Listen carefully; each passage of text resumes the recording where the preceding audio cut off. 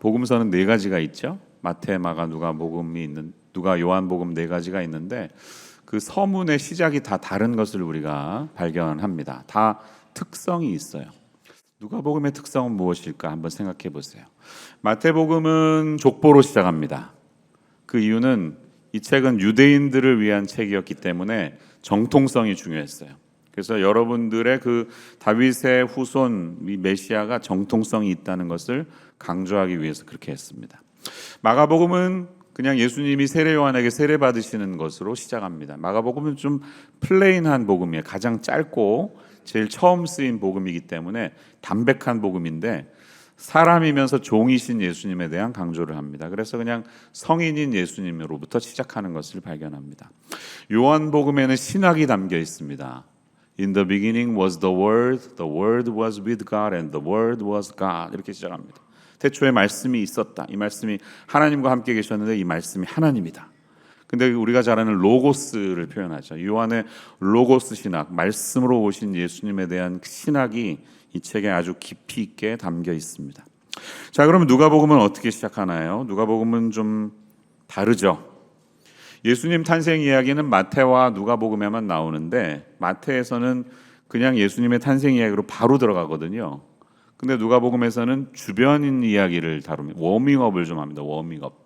태어나시기 전에 어떤 일이 있었는지 주변 인물들이 나오는데요. 우리가 잘 아는 사가랴라고 하는 이 나이든 제사장. 그가 자기 때가 돼서 하나님의 성전에서 반열에 따라 이렇게 행할 때 갑자기 천사가 나타나서 그의 입을 막아버리셨죠. 그런 일들. 또 그의 부인이었던 엘리사벳에게 가브리엘 천사가 와서 세례 요한을 잉태하는 이야기가 나옵니다. 또 똑같은 스토리로 젊은 처녀 마리아에게 이 천사가 찾아와서 하나님의 아들이 너의 뱃속을 통해 태어나게 될 거다. 이런 이야기를 하죠. 그래서 어떤 책보다 더 흥미진진한 그 예수님 탄생에 대한 이야기들이 누가복음에는 가득하고 있습니다. 누가가 하고 싶은 이야기가 무엇일까요? 누가복음의 이 주제가 무엇일까요? 주제가 뭔가를 오랫동안 기다렸는데 결과를 얻지 못하는 사람들, 그래서 왠지 모르게 좀 부끄러운 상황에 있는 사람들을 향한 이야기입니다. 마리아는 그렇지 않았는데 그냥 평범한 여인이었는데 이제 이 사건으로 인해 부끄러움을 당할 위기에 놓이게 되죠. 남편하고 관계도 안 맺었는데 임신을 했으니 이거는 이제 큰일 났죠. 엘리사벳은 오랜 동안 아기를 얻지 못했기 때문에 그 당시 정서로는 부끄러운 부분이 있었고요. 마리아는 아직 남편과 정혼한 사이인데 관계를 맺지 않았는데도 이제 임신했다는 소식이 들리니 사회적으로 매장당할 위기에 빠지는 그런 이야기, 여인들의 이야기가 여기 실려 있습니다. 근데 누가복음에서 하고자 하는 말씀은 하나님은 이들을 잊지 않고 계시고 이들의 기도에 대한 응답이 이루어지고 예상치 못했던 자신들에게 하나님의 긍휼이 임한다. 그 이야기를 하시는 거죠. 그래서 누가복음은 역전의 이야기입니다. 아이러니가 있습니다. 우리의 시선을 뒤집어버리는 복음입니다. 그래서 어떤 복음서보다도 여성에 대한 언급이 누가복음에 많이 있어요. 다른 복음서에는 안 나오는 여인들의 이야기가 누가복음에 실려 있습니다. 사회적으로 소외된 계열에 속한 그들을 외면하거나 버리지 않으시는 하나님에 대한 메시지가 이 책에 담겨 있습니다.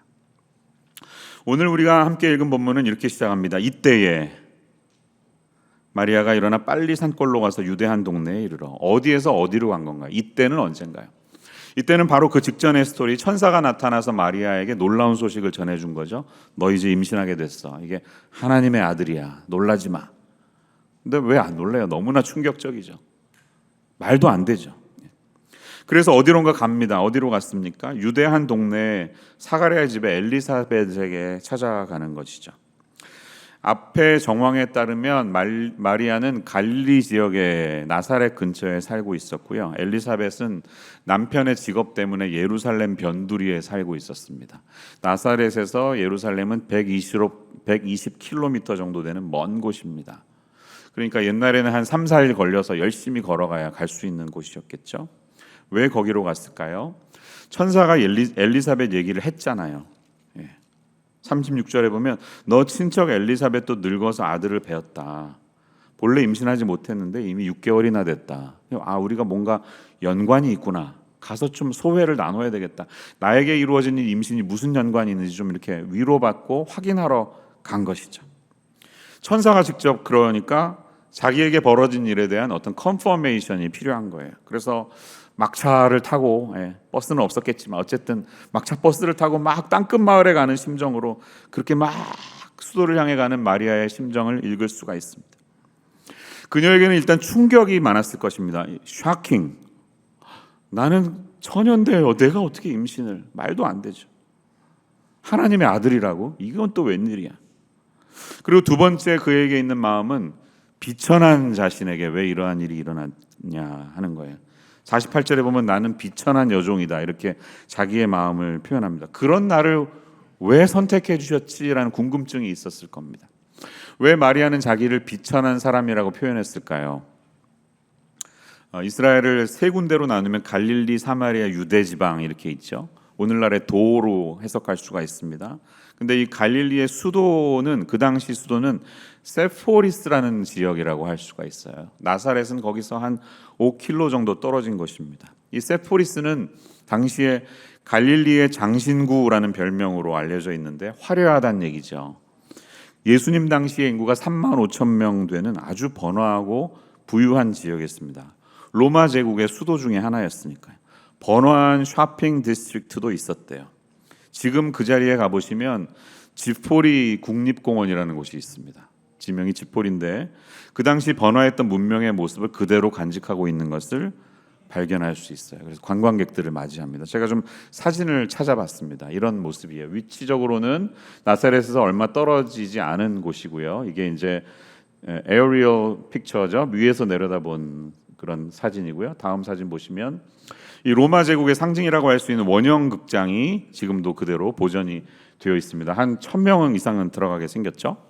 다음 사진 보시면 이제 좀 더 가까이서 본 모습이고, 거기 가 보시면 이렇게 타일이 굉장히 정교하고 화려한 집들의 문양이 그대로 남아 있습니다. 적어도 2000년 넘은 그런 것들이 보존이 되어 있는 것이에요. 다음 사진 보시면 어떤 집의 벽화가 저런 게 박혀 있대요. 다 타일로 섬세하게 박은 거예요. 마지막 거를 보여드리면 진짜 멋있죠. 이거는 이제 관광 상품인데 이렇게 뭐 이걸로 만든 매그네트 자석도 팔고 그런다고 하는데 이 별명이 모나리자 오브 갈릴리래요. 이 여인의 모습이 화려해서. 그러니까 이런 것들을 집에다가 꾸밀 정도의 수준이니까 얼마나 잘 살았다는 거예요. 화려한 문명이 있었다는 것이죠. 자, 반면에 그 세포리스에서 5km밖에 떨어지지 않은 나사렛은 아무것도 없는 지역이었습니다. 슬럼가와 마찬가지. 도시에서 떨어진 변두리 동네 마을, 그렇지만 가난한 빈민들이 사는, 예수님 당시에는 아무도 모르는 그런 곳이 나사렛이었다는 것이죠. 물론 지금 가보시면 이제 예수님의 고향이라고 그래가지고 뭐 기념교회도 있고 막 화려합니다. 뭐 관광 상품이 많이 있고요. 그렇지만 그 당시로 치면 전혀 영향력이 없는 시골 마을에 불과했다는 거예요. 인구도 아마 몇백 명밖에 되지 않았을 거예요. 마리아는 바로 그런 빈민가에서 살던 아무도 모르는 소녀였다는 겁니다. 그 당시 여인들은 이제 첫 월경을 하면 티네이저가 되면 부모님이 정혼을 누구랑 할까 고민하기 시작해요. 그러니까 중고등학생 때 이미 결혼할 사람이 정해져서 같이 이렇게 좀 알고 지내다가 때가 되면 이제 결혼을 합니다. 마리아가 그런 상황에 있었던 거예요. 기껏해야 중고등학생밖에 되지 않을 정도의 소녀였습니다. 그러니 어찌 자신의 신세가 처량하고 비참하지 않겠습니까? 말도 안 되는 거죠. 한창 나이에 갑자기 예기치 않은 임신을 하게 되었으니요. 그런 마음으로 먼 여행 끝에 친척 엘리사벳을 찾아가자 만나자마자 너 복 받은 거야. 이건 하나님의 사인이야 라고 컨펌을 해주잖아요. 여자 중에 내가 복이 있으면 내 태중의 아이도 복이 있도다. 이렇게 하니까 얼마나 위로가 됐겠습니까? 말도 안 되는 상황인데 하나님께서 이 사실을 컨펌해 주면서 내가 의심하고 있던 일을 어떤 제3자가 확인해 줄 때 마리아는 굉장히 감격하고 위로가 됐을 거예요. 그런 마음으로 이제 노래로, 기도로 바꾸고 있습니다. 그게 46절 이하의 마리아의 찬가라고 우리에게 알려진 마리아의 노래입니다. 라틴어로 된 여러 성가 중에 마그니피카트라는 찬양이 있는데 바로 이 가사를 따라서 여러 바흐를 비롯한 여러 작곡가들이 작곡을 했죠. I magnify라는 동사, 내가 찬양합니다라는 동사에서 따온 magnificat. 이 노래에는 하나님을 향한 그의 기쁨과 감사가 온전히 다 담겨 있습니다. 하나님 내 구주를 기뻐하였으면 그의 여종의 비천함을 돌보셨습니다. 이렇게 시작하는데요. 이 앞부분에 유진 피터슨의 메시지 성경을 보면 I am bursting with God news. I am dancing the song of my Savior God. 이렇게 적고 있습니다. 내가 하나님이 주신 뉴스로 인해서 내 마음이 터질 것 같고 구주 하나님을 춤추면서 노래한다. 이렇게 표현하고 있습니다. 하나님의 뉴스가 그에게 전해진 거예요. 제가 지난주에 말씀드렸던 복음의 뉴스가 찾아온 거예요. 복음은 good advice가 아니라 good news라고 했죠. 하나님의 일방적인 선언, good news가 그에게 찾아온 겁니다. 복음이 누군가에게 찾아오면 우리의 실존 의식이 바뀝니다. 세상을 보는 시각이 바뀝니다. 자신에 대한 인식도 바뀝니다.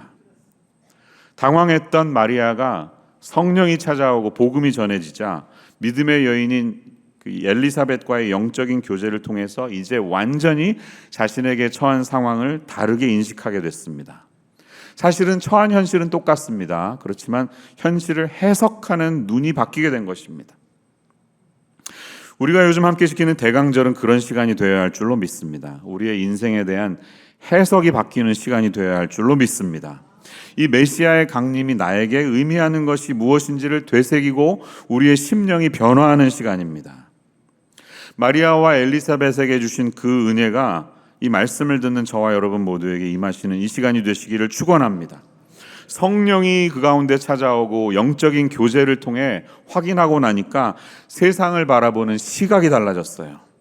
전에는 비천한 여종이라고 생각했는데 나는 이제 만세의 복이 있다고 일컬음을 받을 존재다. 이렇게 48절에서 고백합니다. From now on all generations, 모든 세대 가운데 이제 내 이름은 복이 있다. 이렇게 자기 자신을 고백하고 있습니다. 인식이 달라졌죠? 임신 때문에 이제 미래가 예측 불가능한 상황, 위기 상황이 자기의 인생에 찾아왔는데 나는 하나님의 언약을 성취하는 이 일에 한복판에 놓여져 있는 그런 주님의 도구가 되었구나. 이렇게 스스로를 깨닫게 됩니다. 개인적인 임신 사건 때문에 스트레스 받아야 하는데 그게 아니라 이것은 아브라함과 이스라엘 민족에게 주신 하나님의 약속이 완성되는 구속사 속의 한 장면이 나의 인생을 통해 지나가고 있구나. 이렇게 자기 자신을 인식하고 있다는 것이에요. 마리아의 찬가는 그러한 해석의 변화를 그대로 나타내는 그의 신앙 고백이라고 할 수가 있습니다. 그의 신앙 고백과도 같이 이 대강절을 보내는 우리에게 성령께서 우리의 시야를 새롭게 해주시고 우리의 믿음이 현실 가운데서 절망하는 것이 아니라 똑같은 현실을 하나님의 약속하신 틀 안에서 다시 보게 하시는 역사가 일어나시기를 축원합니다. 마리아의 이 신앙 고백에서 우리가 발견하는 복음에 대한 진리가 무엇인가요? 복음은 무엇입니까? 복음은 무엇이 아닙니까? 이렇게 물어볼 수 있겠습니다. 저는 오늘 세 가지로 함께 생각해 보려고 합니다. 인간의 역사를 통해서 볼 때 사람들이 자신의 행복이나 구원을 위해서 추구해온 대표적인 가치 세 가지가 있다면 지혜와 권력과 물질입니다. 그런데 마리아의 찬가에서는 이 세 가지가 철저하게 부정되는 것을 우리가 발견합니다. 지혜도 권력도 물질도 행복이 아니고 구원을 줄 수 없다. 이렇게 말하는 거죠. 여러분, 왜 이게 복음일까요? 이 사실이 무엇을 부인하는 게 왜 복음일까요? 반대로 생각해 보면 간단합니다. 만약에 지혜가 있는 사람들만 행복하고 구원을 받을 수 있다면 이 땅에 살고 있는 수많은 지혜가 모자란 사람들은 어떻게 되는 겁니까? 만약에 권력 있는 사람들만이 행복을 얻을 수 있고 구원을 얻을 수 있다면 이 땅에 힘없이 살아가는 수많은 민초들의 운명은 어떻게 되는 것입니까? 또 물질을 획득하거나 소유한 사람들만이 참으로 행복할 수 있고 구원을 얻을 수 있다면 가진 것이 아무것도 없이 살아야 하는 이 땅의 수많은 사람들의 운명은 어떻게 될 수 있습니까? 그러나 이 땅에 아기 예수로 오신 바로 그분, 또 33년의 짧은 인생을 살다가 십자가에서 무력해 보이게 힘없이 돌아가신 것 같은 그분은 어쩌면 그렇기 때문에 이 땅에 수많은 힘이 없이 무력하게 살고 있는 사람들에게도 복음이 될 수 있다는 역설, 여기에 하나님의 놀라운 지혜가 있다고 성경은 선포하는 것입니다. 그러므로 마리아가 부른 이 마리아의 찬가가 저와 여러분에게 복음이 되고 나의 복음이 되기 위해서 우리가 반드시 동의해야 될 세 가지가 있는데요. 그 사실을 살펴보면서 오늘 복음이 우리에게 무엇인지를 생각하는 복된 시간 되기를 원합니다. 첫 번째로 오늘 본문은 인간이 지혜의 축으로 구원에 이룰 수 없음을 노래하고 있습니다.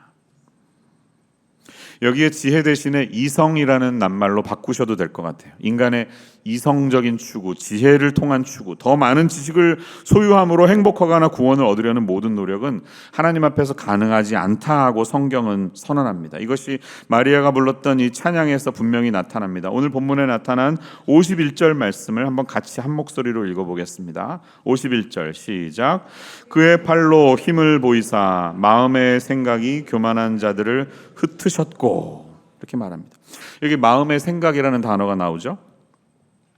사람들이 마음의 생각을 통해서 무엇인가를 쟁취하고 소유하려고 하는 그 끈질긴 행복의 노력, 구원의 노력을 하나님은 무위로 돌리셨다고 이렇게 마리아는 노래합니다.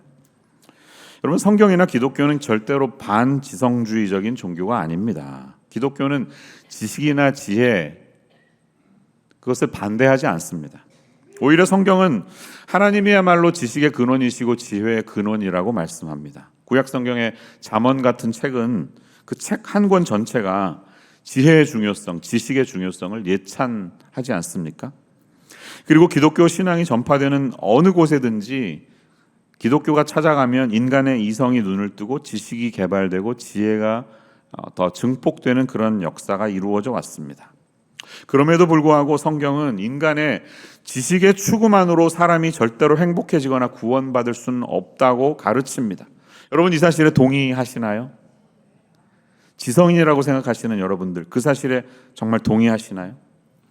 인간적인 지식만의 추구, 하나님을 떠난 지혜의 추구만으로는 우리가 절대로 행복에 이르거나 구원받을 수 없다는 사실, 마리아는 여기에 초점을 맞추고 있는 거예요.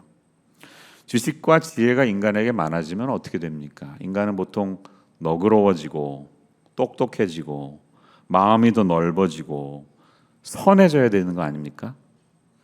근데 항상 그런 것은 아닙니다. 똑똑한데 죄 짓는 분들 많습니다. 이런 얘기가 있어요. 어느 분의 설교에서 들은 이야기예요. 한국의 교도소에서 일하는 분이 계셨는데, 이 사람은 인간의 모든 범죄는 무지함에서 나왔다고 철저하게 믿는 사람이었습니다. 그래서 나의 사명은 무지한 자를 깨우치는 것이다, 이렇게 믿었습니다. 옛날만 해도 한글을 모르는 문맹률이 한국에 높았는데, 이제 범죄자가 교도소에 들어올 때 문맹이신 분들을 앉혀놓고 한글을 가르쳤다는 거예요. 글을 가르치고 해석을 어떻게 하는지 열심히 문맹퇴치 운동을 했답니다. 한 죄수가 교도소에 들어왔는데 문맹이니까 열심히 그런 사람에게 1대1로 이제 가르쳐서 그가 드디어 글을 깨우치고 글을 읽을 수 있고 해석할 수 있게 되었습니다. 시간이 지나서 마침내 그 죄수가 출소하게 되면서 교도관에게 찾아와서 그동안 너무 감사했다고, 제가 당신의 은혜를 잊지 못합니다. 제가 글을 깨우치고 이제 새 사람이 돼서 나갑니다. 그래, 나가면 잘 살아. 다시 안 봤으면 좋겠어. 잘 살았으면 좋겠어. 이렇게 빠이빠이 했는데 웬걸 얼마 안 있다가 또 들어왔어요. 아이, 뭐야, 어떻게 된 거야? 왜 여기 똑같은 교도소에 또 왔어? 이번에는 왜 들어왔나 하고 그의 죄목을 살펴보니까 그 죄목은 문서 위조죄였다고 합니다. 지금은 지식이 홍수를 넘어서 우리 인간의 삶 그냥 가장 가까이 들어와 있는 시대입니다. 여러분, 눈을 뜨면 내 곁에 지식이 언제나 함께하고 있습니다. 원하는 모든 정보를 손바닥 안에서 다 얻어낼 수 있는 시대입니다. 인공지능의 시대. 우리의 삶을 도와주고 나 대신 모든 것을 찾아주고 가이드해주는 그런 시대가 곧 올 것입니다. 그러면 우리 마음 같아서는 정말 이제 세상 편할 것 같다. 정말 행복해질 것 같다. 내 인생 좋아질 것 같다. 이렇게 생각하지만 우리는 잘 압니다. 그렇지 않다는 사실을. 그 지식들이 우리에게 편안함을 가져다 줄 수는 있지만 결코 우리를 행복하게 하지 못합니다. 그 많은 지식으로 인해 더 번민하고 누군가의 허점을 찾아서 나의 것으로 가져오려고 노력하는 사람들이 아마 더 많아질 겁니다. 오히려 왜곡된 정보가 넘쳐나고 확증 편향에 빠진 사람들로 인해서 세상은 점점 더 왜곡되고 반으로 나누어져서 갈등 구조로 흘러가는 이 세상의 모습을 봅니다. 지식이 너무나 인간을 통해 악용되고 있는 현장을 우리는 매일매일 보고 있습니다. 바로 얼마 전에도 한국의 유명한 사이트에 해킹이 일어나서 3,700만 명의 정보가 털렸잖아요. 그걸 벌써 활용하는 누군가 머리 좋은 사람이 그걸 활용하고 있잖아요. 이게 인간입니다. 근데 이건 처음 있는 일이 아니라 원래 인류 역사에 처음부터 그랬다는 겁니다. 사탄이 아담과 하와를 유혹했을 때, 선악을 알게 하는 나무 열매를 보여주었을 때 성경은 그 나무를 보니까 그것이 지혜롭게 할 만큼 탐스러웠다고 그렇게 말하고 있습니다. 그 지혜를 먹었는데, 지혜를 줄 알고 먹었는데 악으로 가버렸습니다. 하나님을 떠난 지식은 궁극적으로 악을 향해 간다는 것을 우리는 성경에서 볼 수 있는 거예요. 그래서 바울 사도는 고린도전서 1장 20절 21절 이하의 말씀에서 이렇게 선포합니다. 지혜 있는 자가 어디 있느냐? 선비가 어디 있느냐? 이 세대의 변론가가 어디 있느냐? 하나님께서 이 세상의 지혜를 미련하게 하신 것이 아니냐? 하나님의 지혜에 있어서는 이 세상이 자기 지혜로 하나님을 알지 못하므로 하나님께서 전도에 미련한 것으로 믿는 자들을 구원하시기를 기뻐하셨도다. 이렇게 말합니다. 사람의 이성이 아무리 발달하고 지식의 추구가 아무리 놀랍게 현저히 발달해도 사람은 자기의 지혜로는 하나님을 알 수 없다라고 성경은 단언하고 있습니다. 이 세상이 자기 지혜로 하나님을 알지 못하기 때문에 하나님은 오히려 전도에 미련한 것으로 사람들을 구원하시기를 기뻐하셨다 이렇게 말합니다.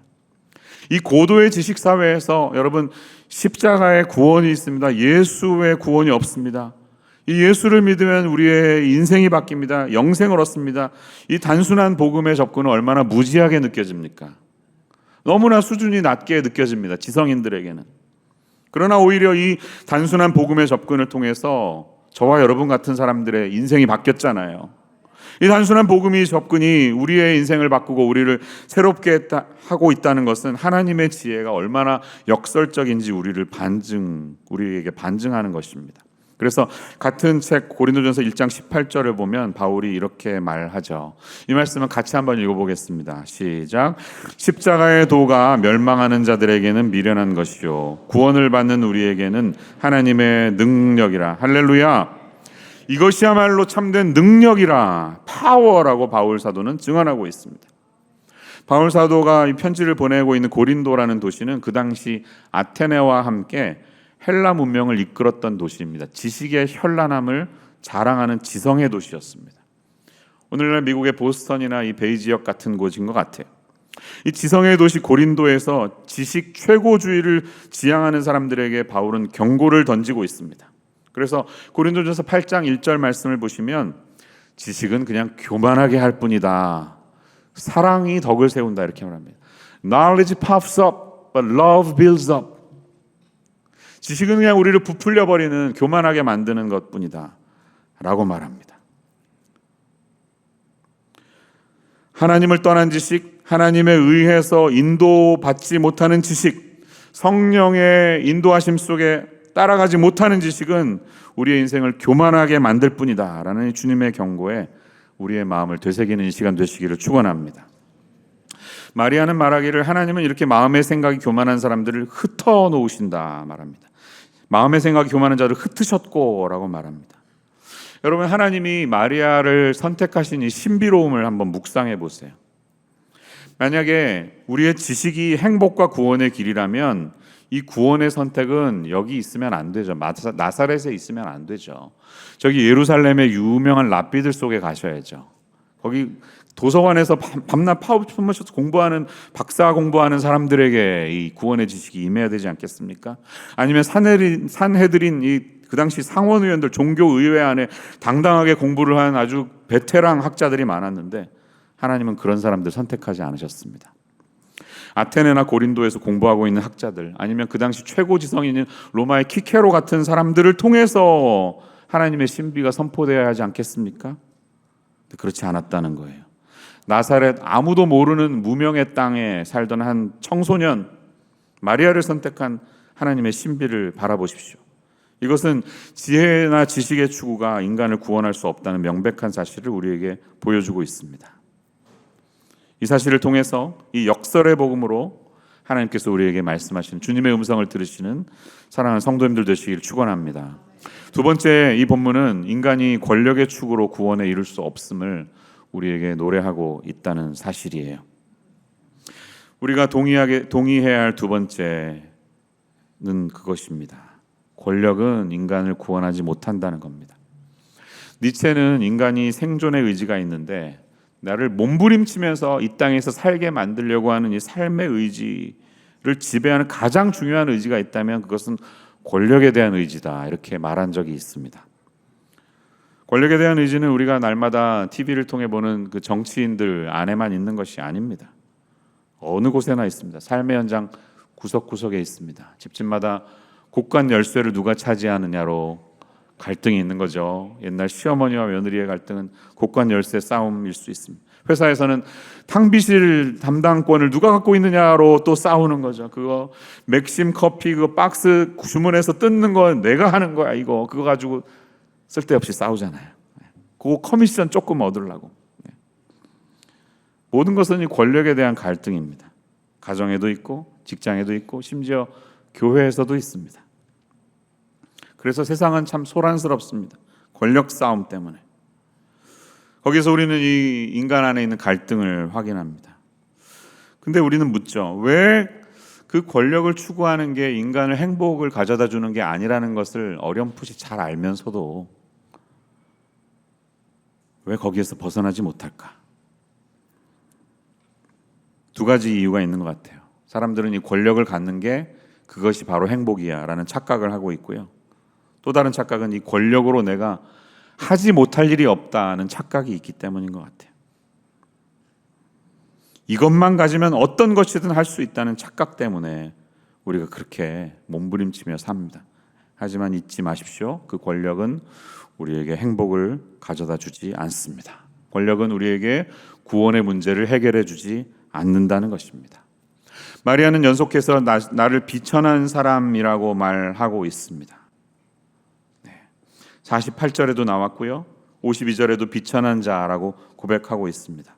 그럼에도 불구하고 비천한 자신을 선택하신 하나님의 신비를 찬양하면서 이렇게 노래하고 있죠. 오늘 본문의 52절 말씀을 다시 한번 같이 읽어보겠습니다. 52절 시작.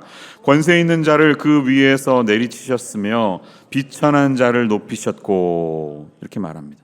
여기서 비천한 자는 분명히 자기 자신일 거예요. 마리아 자신일 거예요. 그러면서 묻고 있는 겁니다. 하나님, 나같이 비천한 사람을 왜 선택하셨습니까?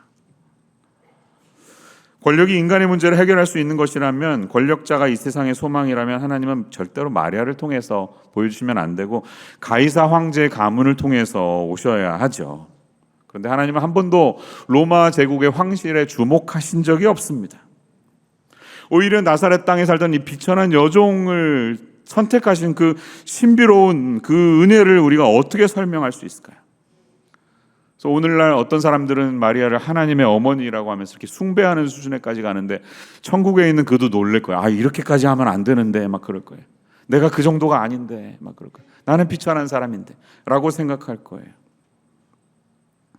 여러분, 이런 배경에서 이 성탄의 이야기들을 다시 한번 묵상해 보십시오.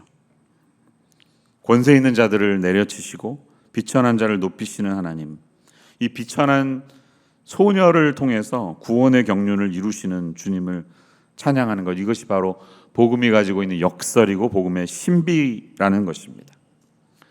인류의 선교 역사를 잘 공부해 보면 복음이 전파될 때, 한 사회에 들어갈 때 거의 대부분 낮은 계층, 서민층에서 먼저 복음이 전해지는 것을 발견합니다. 물론 예외적인 경우로 권력을 가지고 있고 물질도 있고 지식이 있는 사람들이 예수님을 믿고 쓰임받은 경우도 왕왕 있습니다. 참 그런 분들은 귀한 분들입니다. 하지만 그것은 예외적인 경우고 보편적으로 그렇지 않습니다. 복음이 전해질 때 항상 서민 계층에서 시작해서 위로 올라갑니다. 그러면서 한 사회를 바꾸고 문화를 바꿉니다. 학교가 생기고 병원이 생기고, 그러면서 서서히 복음이 쫙 퍼져나갑니다. 그 이유가 어디에 있을까요? 왜 복음은 밑에서 위로 올라가는 걸까요?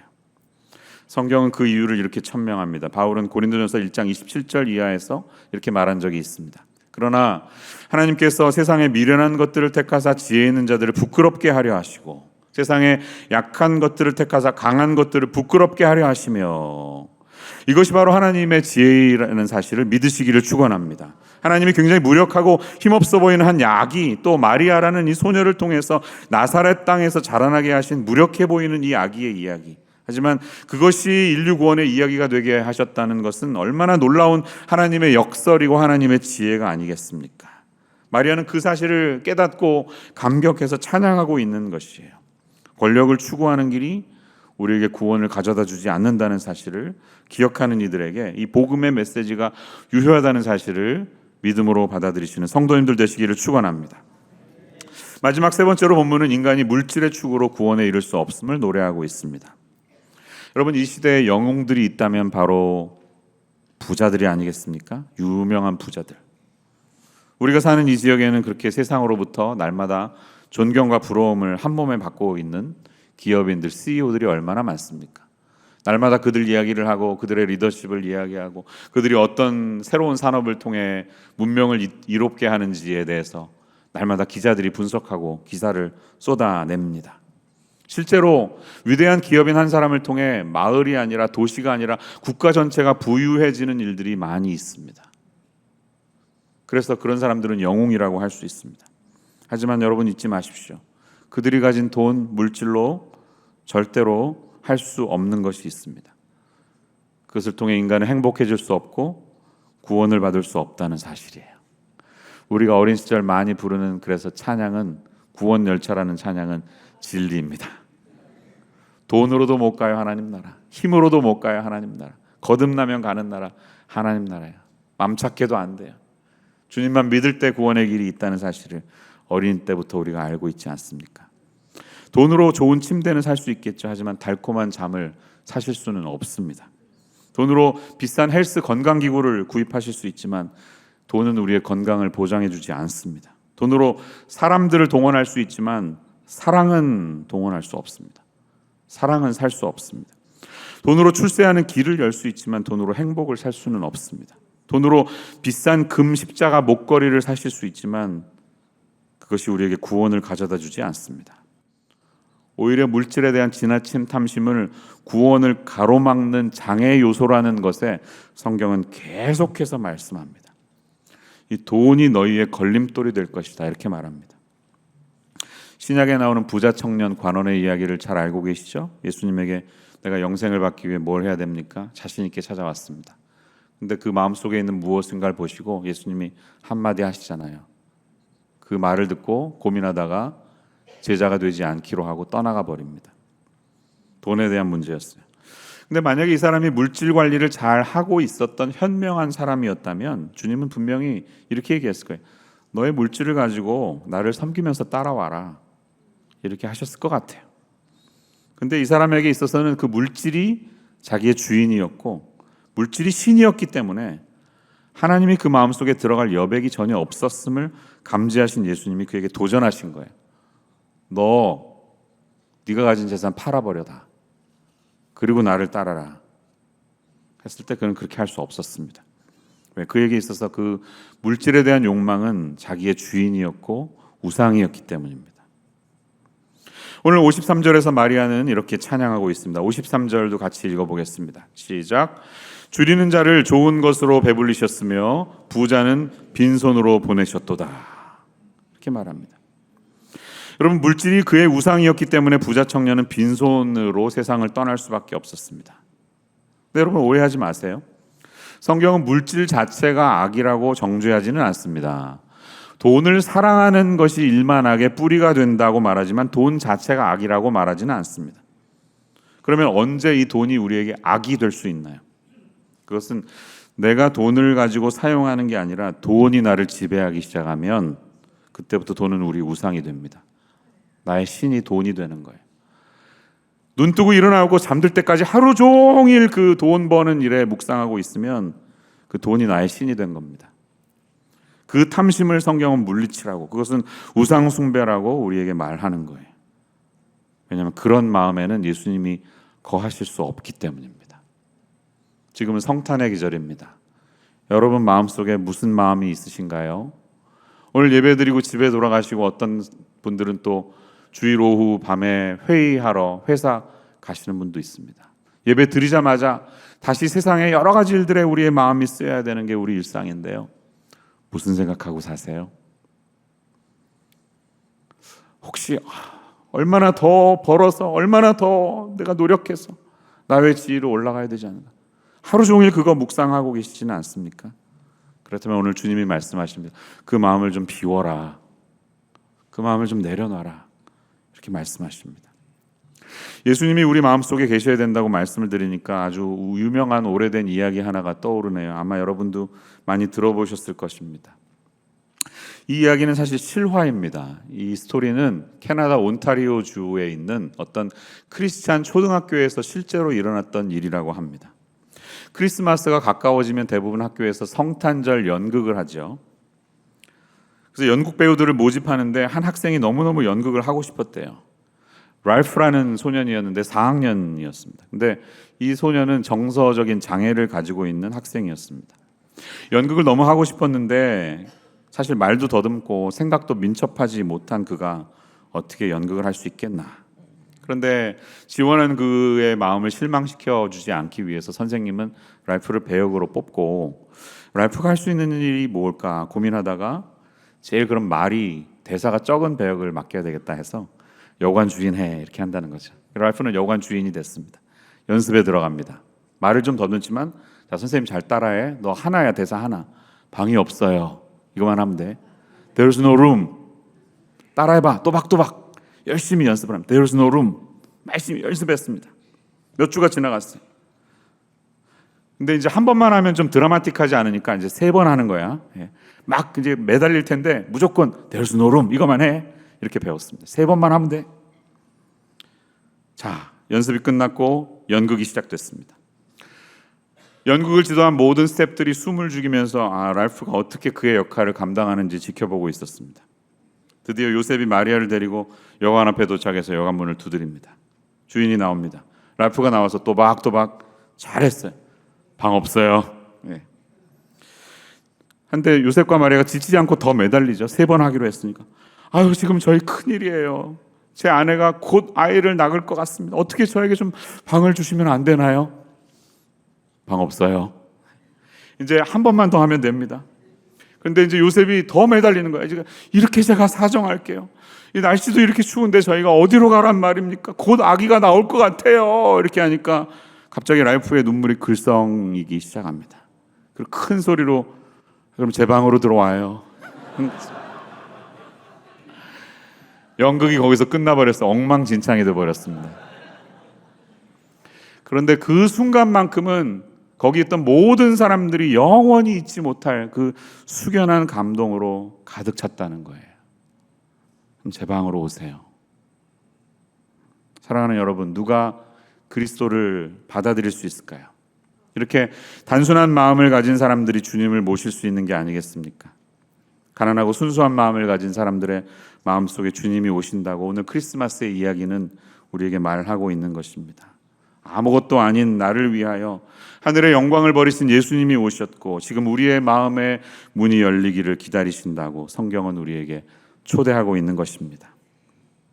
여전히 우리 가운데 인간의 지혜야말로 진정한 희망이 있다. 여기에 행복과 구원이 있다고 믿는 분이 계시다면, 또 인간의 권력의 추구에 행복의 길이 있다고 믿는 분이 계시다면, 내가 추구하는 물질에 진정한 행복이 있다고 믿고 있는 분이 계시다면 기독교는 여러분에게 복음이 아닐 것입니다. 그리고 그 모든 것들의 허상을 이미 인생의 삶을 통해 아시고 계신 분이 계신다면 이제 다시 한번 2000년 이 땅에 아기 예수의 연약한 모습으로 탄생하신 예수님의 구유 앞으로 나오시기를 축원합니다. 그리고 33년 후에 그 연약한 젊은이가 우리 인간의 허물과 죄를 다 담당하면서 우리 대신 하나님 앞에서 버림을 받으시면서 저주와 진노를 뒤집어쓰고 붉은 보혈의 피를 떨구어 계시던 그 골고다의 언덕 갈보리 십자가 앞으로 나오시기를 축원합니다. 그리고 그분 앞에 엎드려서 이렇게 고백해 보시기를 바랍니다. 주 예수님, 당신이야말로 저의 그리스도, 기름 부은 자가 되시며 당신이야말로 저의 구세주, 나를 구원할 분이 되시며 당신이야말로 저의 진정한 소망이 되시며 당신이야말로 저의 진정한 행복이십니다. 이 예수님을 우리 마음속에 모시고 사는 사람들에게만 참된 구원이 있을 것입니다. 그런 사람들만이 진정한 행복과 구원의 의미를 알게 될 것입니다. 그 구원의 기쁨을 간직한 저희들이 다시 한번 주님이 들어오시기 원하시는 그 마음의 문을 열고 그분의 구유 가운데 나아가는 성탄의 12월 한 달 되시기를 주님의 이름으로 축원합니다. 기도하겠습니다. 참 좋으신 주님, 은혜를 감사합니다. 아무 자격이 없는 저희들을 택하셔서 주의 자녀로 삼으신 것이 어찌 은혜가 아닌지요. 세상의 헛된 권력과 물질과 지식을 추구하지 않고 십자가에 미련한 것으로 우리를 구원하시기를 선택한 이 복음의 메시지 앞에 마음의 문을 열며 우리의 구세주가 되시기를 원하는 예수님께 저희의 삶을 내어드리는 일들이 있게 하여 주시옵소서. 우리 주 예수님의 이름으로 기도합니다.